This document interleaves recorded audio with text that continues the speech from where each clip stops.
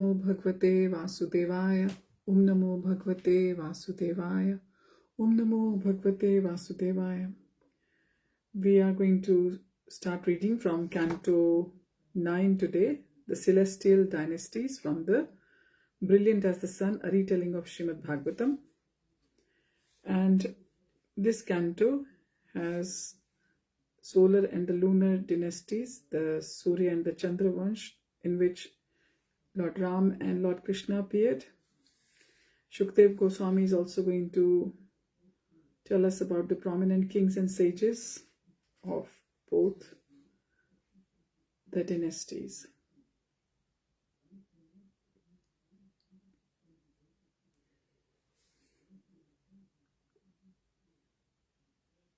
And in the introduction of the book, it is told that this is the final canto in what might be called the first section of Śrīmad-Bhāgavatam, dealing with Krishna's transcendental nature. Srila Prabhupada writes in the Bhagavatam, the transcendental nature of the Lord is described in 9 cantos, and in the 10th canto, his specific pastimes are taken up.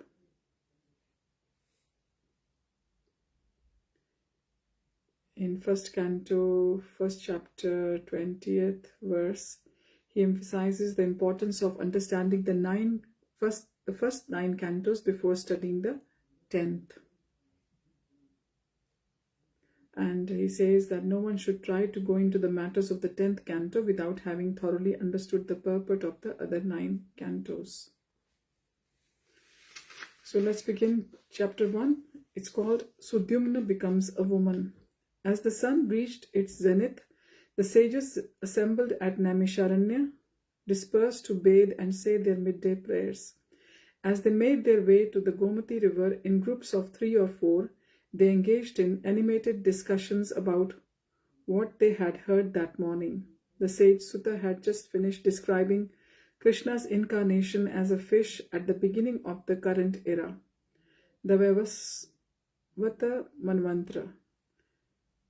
Before that, he had spoken about the great devotee King Bali, who had surrendered everything to Lord Vaman, Krishna's incarnation as a dwarf brahmachari.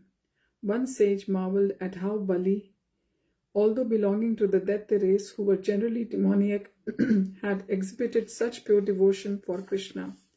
Yes, said his companion, that illustrates the power of association. His grandfather was the exalted Prahlad. That was another astonishing story, replied his friend. Certainly, exclaimed the third sage, and see how the Lord is equal to all. He does not discriminate against anyone. He will give shelter to even a demon who surrenders to him. During their noon break, the area around the Naimisharanya buzzed with conversation. Groups of 3 or 4 sages could be seen here and there discussing lessons from the morning's discourse. An elderly ascetic remarked, "It's amazing that Krishna does not discriminate against anyone. He will protect everyone who surrenders to him. Yet his protection does not always take the same form," added his friend. "Sometimes seeming defeat is Krishna's protection and sometimes a victory." "How true," said his companion.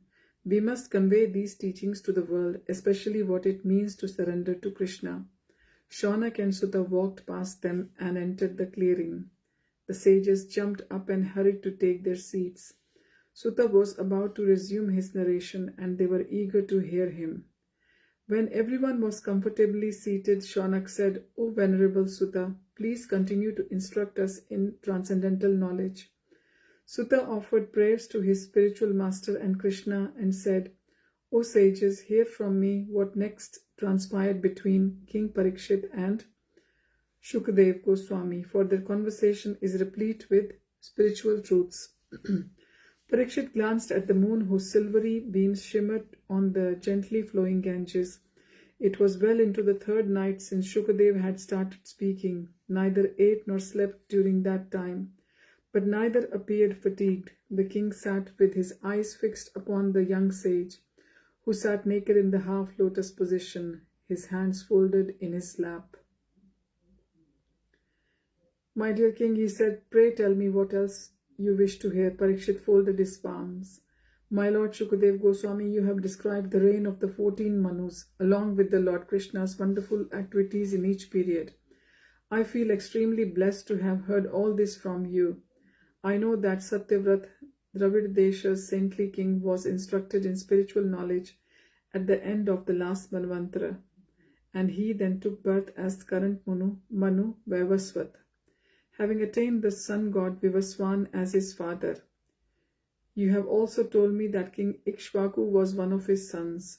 O greatly fortunate sage, knower of all religious principles, I wish to hear about Vaivasvata's sons and their descendants, both those who have already passed, those living at present, and those who may appear in the future. Shukadev said, O king, I shall explain as much as humanly possible about Vaivasvat Manu's dynasty. As you must remember, the entire world was inundated at the end of Chakshusha Manu's reign. Only Garbhodakshai Vishnu, the super soul of all living beings, existed then. From his navel appeared a golden lotus on which the four-headed Lord Brahma took birth. From his mind, Brahma manifested sage Marichi, who begot sage Kashyap. He in turn then begot Vivaswan in the womb of his wife Aditi. Vivaswan begot Shraddhadev Manu in the womb of his wife Samgya. Shraddhadev spent many years learning to conquer his senses, then married Shraddha and begot 10 sons in her womb: Ikshvaku, Nriga, Sharyati, Drishta, Karushka, Narishantra, Parishadra, Nabhaga, and Kavi. Parikshit said, Is Shraddhadev another name for Vaivasvat Manu? Yes, for many years Shraddhadev had no sons. Therefore, he engaged the great saint Vashishth in performing a sacrifice to satisfy the gods Mitra and Varuna. Listen to what happened. Samgya looked wistfully at the Hotri priest as he poured ladles of ghee into the sacrificial fire while intoning Vedic hymns. She had to find a way to speak with him. Soon as the sacrifice was approaching completion, but her husband must not detect her. That evening, as dinner was served, she excused herself. My dear husband, I am feeling rather faint. With your permission, I will go to my quarters now. Slipping away, she waited in the shadows near the water pots where the Brahmins would wash their hands after eating. Then when she saw the Hotri priest approaching, she stepped out of the shadows and respectfully addressed him. O Holy One, I am Samgya, the king's consort. The Brahmin bowed. Yes, I recognize you, my lady. What can I do for you? For many months I have observed the vow of only subsisting on milk with the ardent hope that I may be blessed with a daughter. Kindly fulfill this desire. Just then other priests approached. Startled, the queen turned and hurried away. The next day the chief priest instructed the Hotri priest, Now complete the sacrifice, offer the last oblations. As he did so, the Hotri priest, remembering the queen's words, requested the birth of a daughter. At the end of the sacrifice, Vashishta placed the sacrificial remnants in Manu's hands, saying, Give this to your wife, and she will beget a son through your union with her. Manu joyfully rewarded all the priests, and when it was the appropriate time for conception, he lay with his wife. As her gestation ended, Manu anxiously awaited news of his wife's delivery. At last he would have a son to continue the dynasty. As he sat discoursing with his spiritual preceptor, Vashishta, the queen's nurse, rushed in crying, Your child is born, your queen is well. May all be well with you, O king. Vaivasvata's face beamed in joy. He took off one of his golden pendants and gave it to the woman as a reward for the good news. Then together with Vashishta, he hurried to the queen's quarters. Vashishta waited outside as Manu entered to see his wife lying in bed nursing the newborn, her face radiant with joy and satisfaction. Rushing to her side, he took the newborn into his arm. Shraddha sighed, Isn't she beautiful? She? Manu frowned, folding back the swaddling. His eyes widened in dismay. Indeed, the child was a girl. His heart sank in disappointment.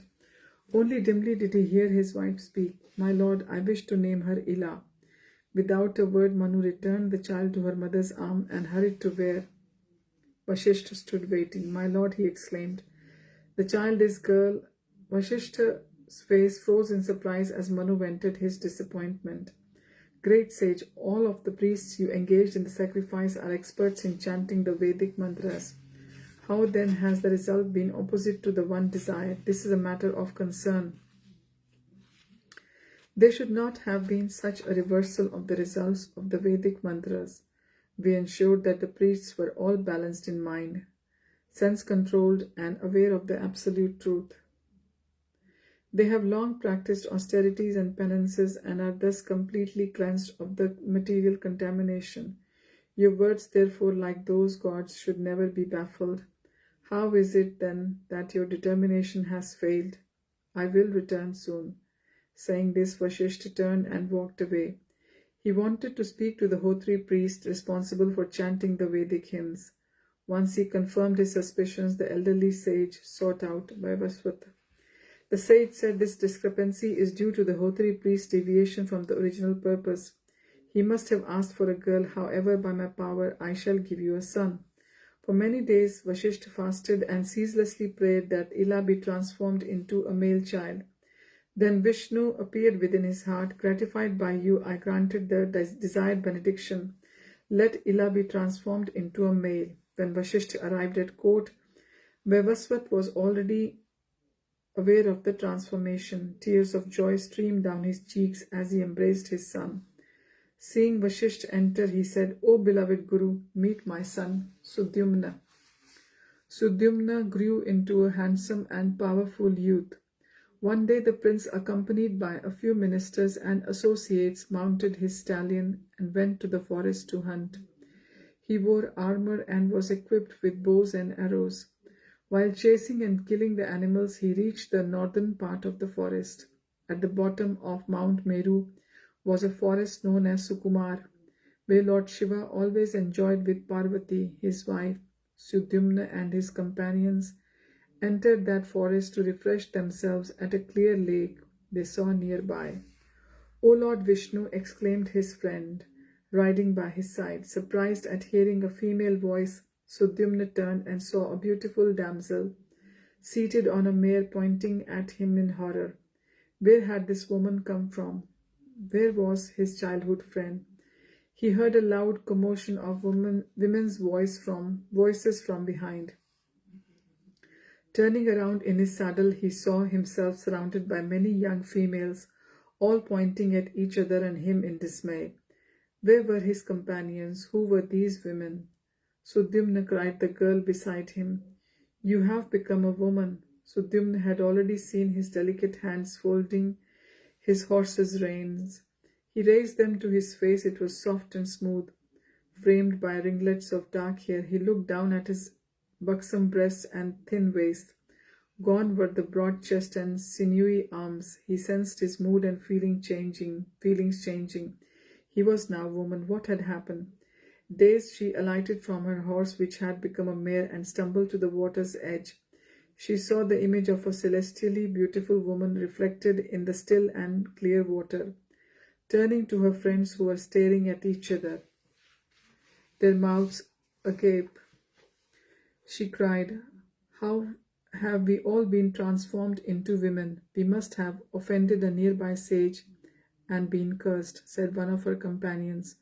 Sudyumna said, We must immediately retrace our steps and try to find the sage.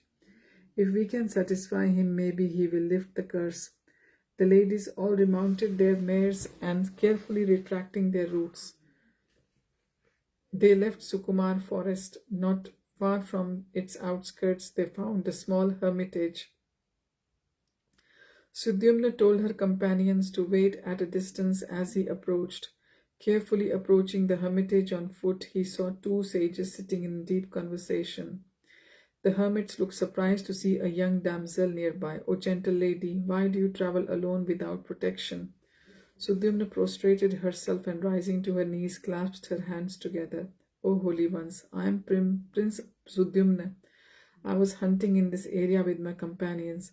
I fear we may have offended you or some other virtuous ascetic and thus been cursed to become women. The two ascetics glanced at each other and then at the maiden. One said, No one has cursed you.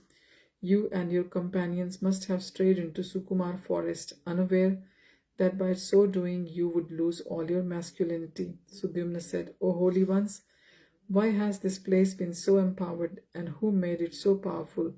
One Brahman said, Listen and I shall explain. A halo of light moved through the night, stopping near the hermit's straw dwelling. A voice called, Do you know where we can find Lord Shiva?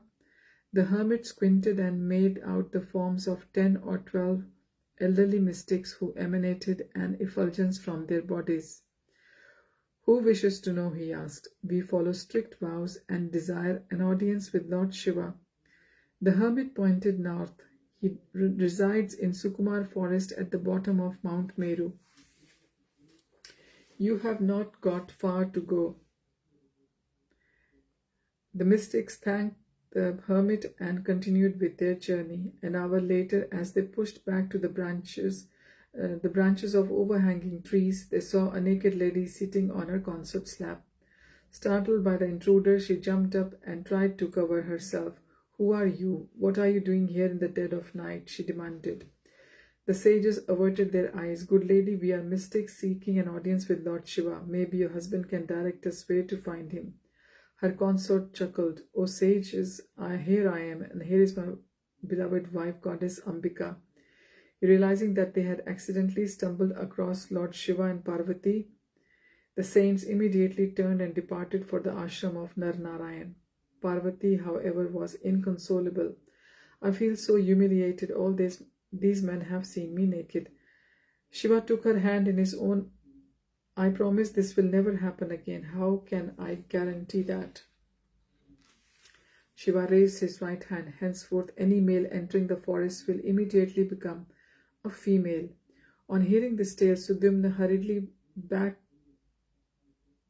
back to her companions and told them everything. Since that time, she concluded, no male has entered this forest. Her companions sighed. One said, Trust our luck to be the first ones. Look at us. We cannot go home looking like this. Forlorn and restless, they wandered from one forest to another. As dusk approached, Sudyumna and her companions came upon a beautiful dwelling. Is anyone here? They called out. A handsome youth stepped out. Welcome to my home. I am Buddha, the son of the moon god. He glanced at the bevy of beautiful ladies, his eyes lingering on Sudyumna. Seeing her extraordinary beauty, he became aroused. Sudyumna also felt attracted to Buddha, who smiled at her and said, Dear lady, who and whose are you? Your beauty dazzles me. If you are not yet wed, I offer you my hand. Sudyumna looked down bashfully. Taking her silence as an acceptance of his proposal, Buddha took her hand and soon married her by the Gandharva rite. She began to live with him and soon became pregnant. In time, she gave birth to a handsome boy whom they named Pururva. Sudyumna's companions had remained with her and often spoke of their previous lives, homes, and families. One said, What must our parents think? They must be beside themselves with worry and grief. What can we do about that? Said another. We can't go back like this. On one such occasion, Sudyumna said, I wonder if our spiritual master Vashisht can help. One companion said, I heard you were born female, but he transformed you into a boy. Maybe he can do the same again. The next day, on the pretext of going for a walk, Sudyumna and her companions slipped away and returned to Vavaswata's city. They did not enter Manu's palace, but instead sought out Vashishtha. It was early evening as they entered his ashram. Some of his brahmachari disciples were busy cleaning. Others were stoking up the fire. Others were cooking, while others recited sacred mantras. Seeing a party of 20 beautiful maidens enter the area, one carrying a tiny baby, several tried to halt their progress, while others ran to tell Vashishtha. My dear mother, said one of the brahmachari, we are celibate students. No ladies generally come here. What is your business? Sudyumna said, we wish to see the sage Vashishtha on urgent business.